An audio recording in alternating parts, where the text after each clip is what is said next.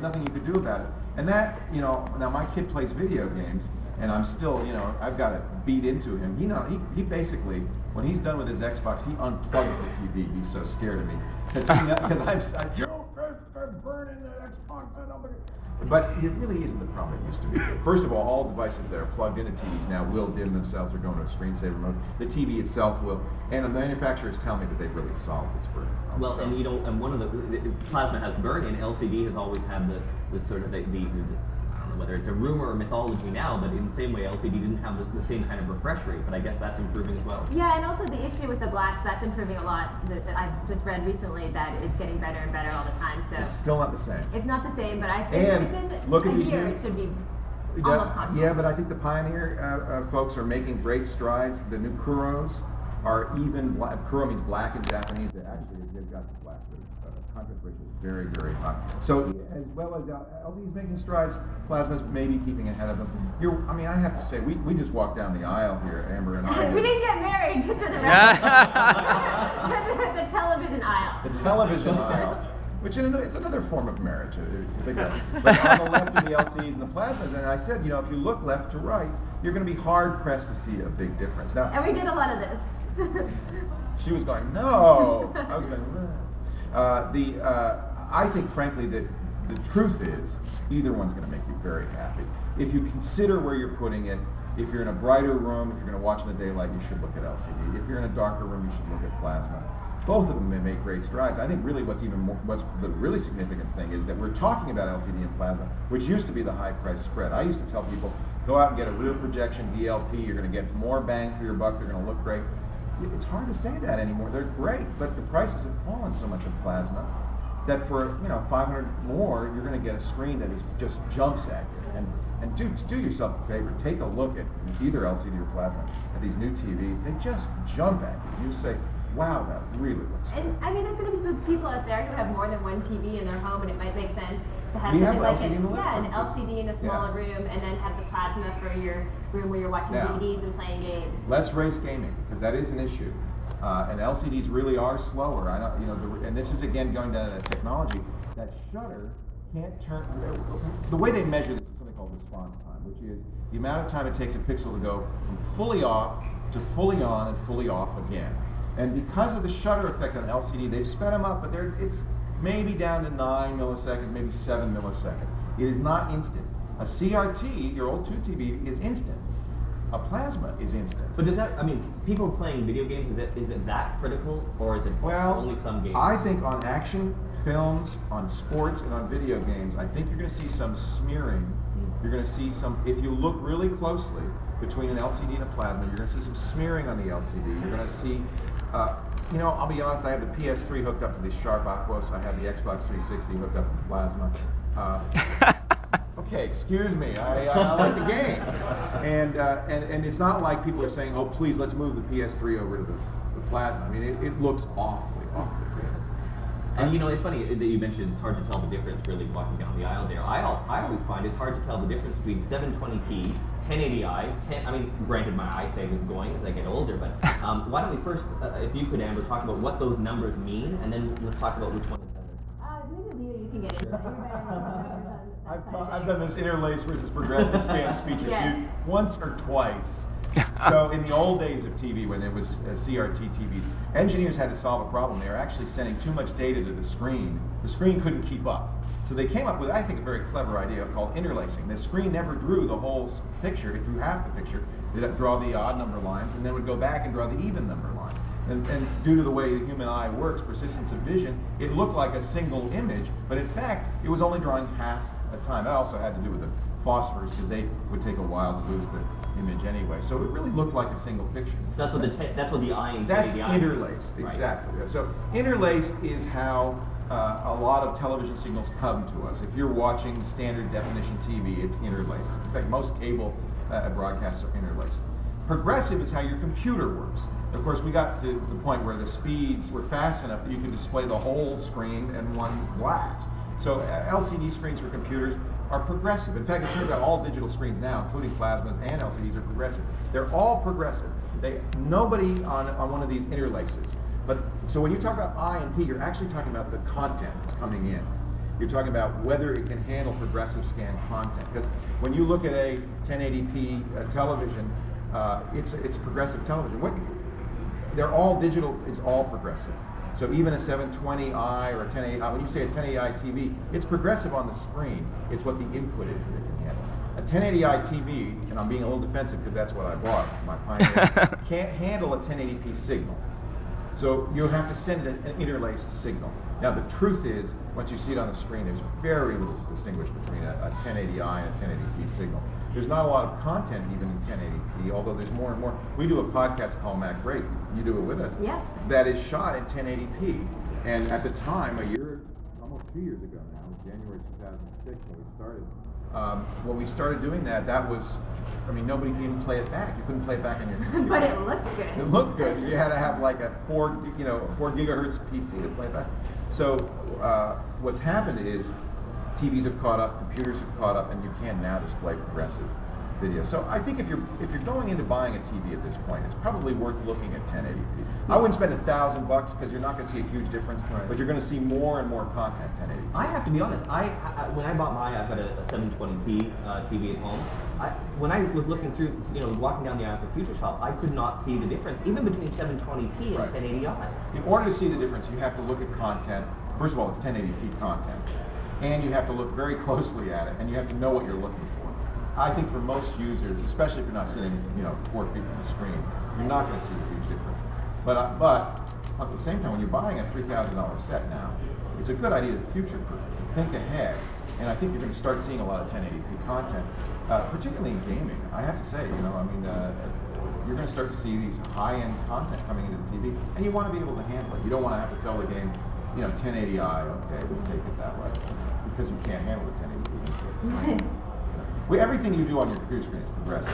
In fact, if you take a video that's interlaced and you display it on your computer screen, you'll say, oh, that looks really bad. You'll see the lines. So you have to de-interlace video before you put it on that. And how much content is there available? You're looking at cable boxes that can do high definition, but there's not that many channels. They're not doing 1080p. They're not, eh? So is it all 720? Yeah, the only 1080p right now is on an HD DVD or a Blu-ray. Actually, it's a Blu-ray DVD. Or your gaming box may do 1080p. And the difference between HD, DVD, and Blu-ray, this is kind of like the debate between VHS and Beta. That's for another day. I don't want to get into that one. That's another geek fest. Yeah. You know what I want to talk about is cabling. Because when you buy a TV, it comes with an HD TV. It comes with usually, sometimes not, one set of component cabling. Right. But then there's also this thing called HDMI. What's the difference? Which one should I have? How do you connect do you know how you connect your set? How it's all connected? Yeah. I'm not sure what cables I have set up exactly, but I also don't watch a ton of TV. I know we're going to talk about this as well, but I hook it up a lot to my computer, an HD DVD player. So you're using probably DVI, which is a digital DVI. video input. And that's, by the way, the best way to go to a digital display like a plasma or an LCD is digital in. HDMI is digital in. Component is an analog input. That's the one where they have the three the YB, whatever it is, PR, PB, those three connectors. Not the red, yellow, and white. That's the worst. That's composite. That's old school. We don't do that anymore. Not on a good TV. You would really not be happy with because only one of those cables provides video. Yeah, composite with the yellow one is terrible. But the component actually looks pretty good. That's it's funny. The analog versus digital is similar to the I versus P debate.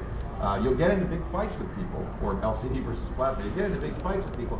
But the truth is, if you sit down and look at it, I don't think there's a huge difference between component and HDMI. You're going to want HDMI.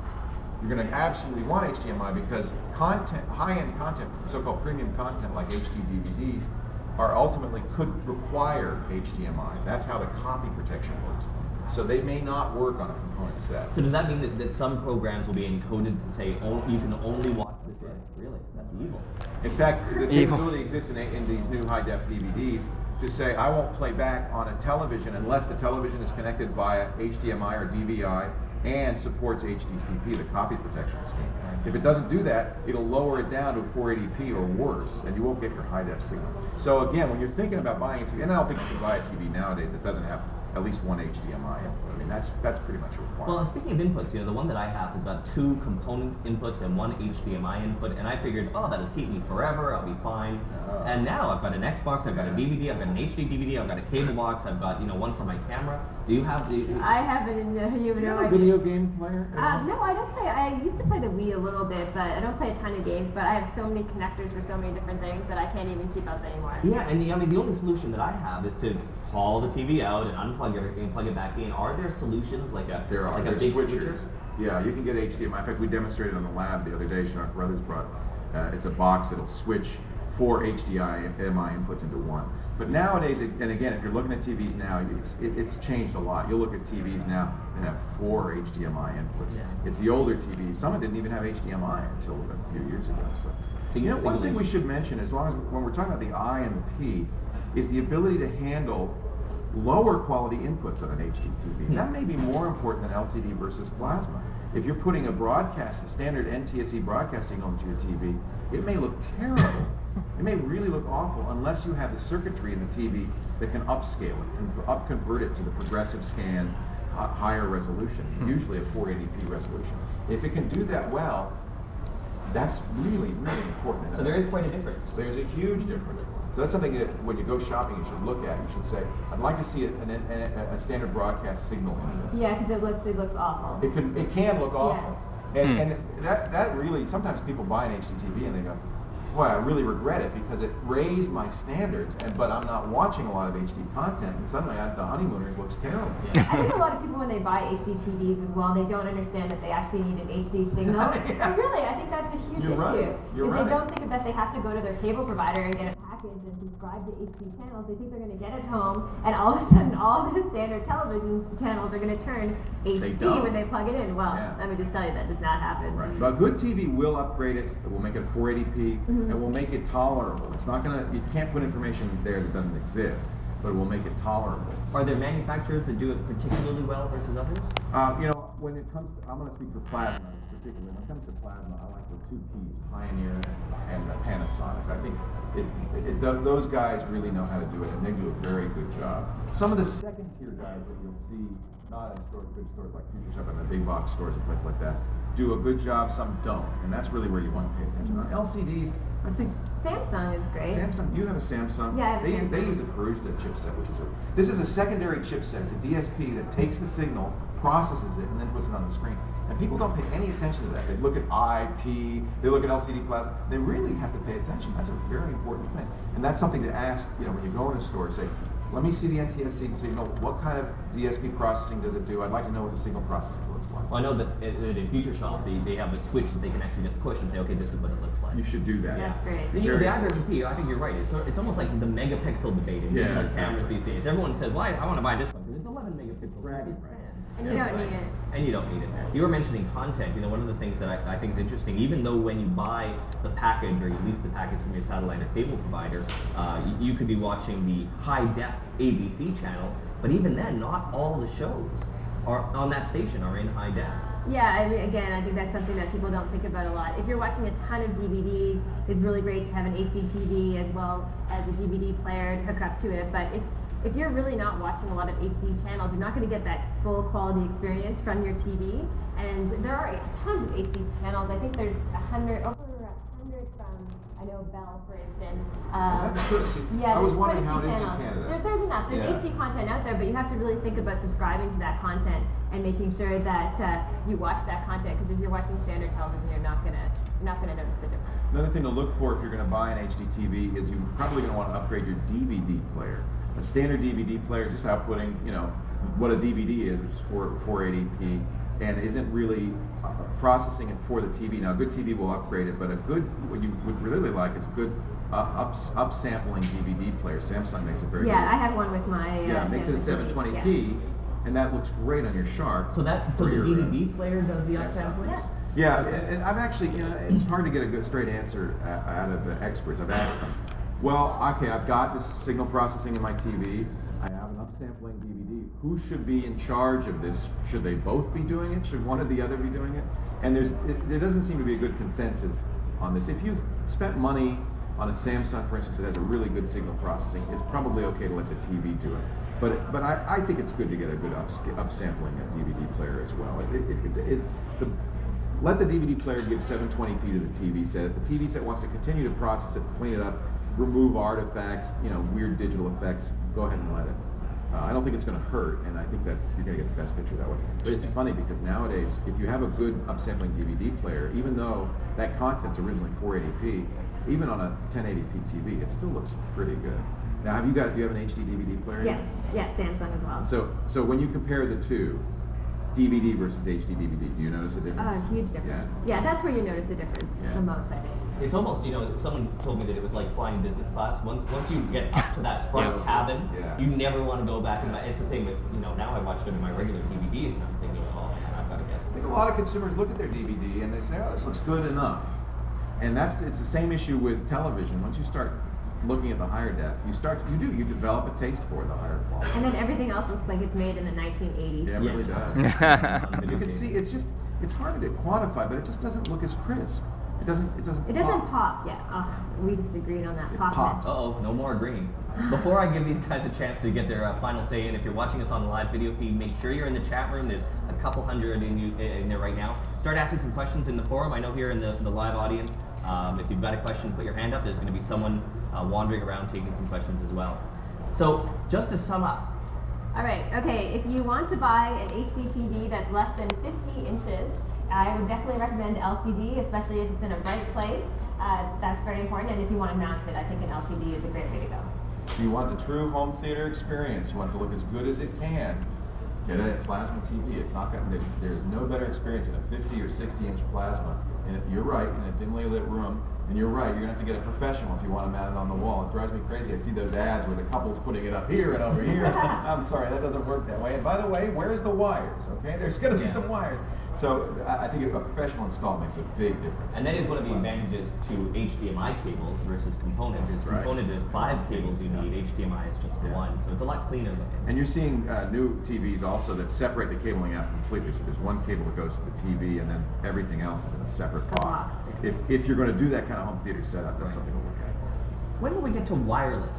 When can I finally get it where the only thing I have to plug in is the power? They've been showing wireless at CES for at least 3 years. I mean, Sony has had wireless TV, Samsung, all the companies are showing them. I don't see them here. I don't see a lot of penetration. And I think the reason is they look fine in a lab environment, in a controlled environment. But as soon as you get them in an environment like your home, where there's a lot of signals going around, you get dropout, you get stutter, you get hesitation. And the truth is, people, I think, really don't want to tolerate that. If you're buying an HD TV and you want the best picture possible, you don't want it to stutter. You don't want to miss parts of the hockey game, for example. Well, Leo can't understand is that a sport? It's religion. Exactly. They call it hockey in Toronto, but I don't know what it is. I forgot where it was. It's a corporate boondoggle in Toronto. That's not hockey. Amber, 5 years from now, will we all have LCD or plasma or high-def TVs, or will they still be selling tubes? What will the shape of television look like in 5 years? I think most people will have flat screen TVs, I would suspect. But I think what we'll see a lot more of, and this is for a whole other debate, is people watching internet content on it versus necessarily watching broadcast signals. Yeah, we both work in television, real television. But I think we also have a foot in the other world. And I think I know myself, I no longer have a cable hookup. I actually get a lot of content from, you can't do it here yet, but from the iTunes store. I buy a lot of TV shows. Downloaded content, purchased content online is the next big frontier. And frankly, content that's created by non-professionals. I mean, podcasts, YouTube videos, all of that stuff. Now the issue is most of that quality is pretty low. That's one of the reasons we did Mac Break in 1080p. We wanted to show that just because it's user-created content or non-traditional content doesn't mean it can't be the highest possible quality. As the prices of, Buzz Bishop's here, who just showed me this camera that I love. We're actually showing Amber. The Panasonic. It's is Panasonic. Right there. It's $1,000. I don't think. Exhibit A. Okay. It's $1,000 camera. This is a 3 CCD camera. Records 1080i. It's remarkable. I mean, these are becoming widespread. This Does it records record on to disk? flash. Oh, flash. So Perfect. You can actually $1,000. take it out and put it into your computer. Sony's making these, Sanyo's making these, Panasonic's making these.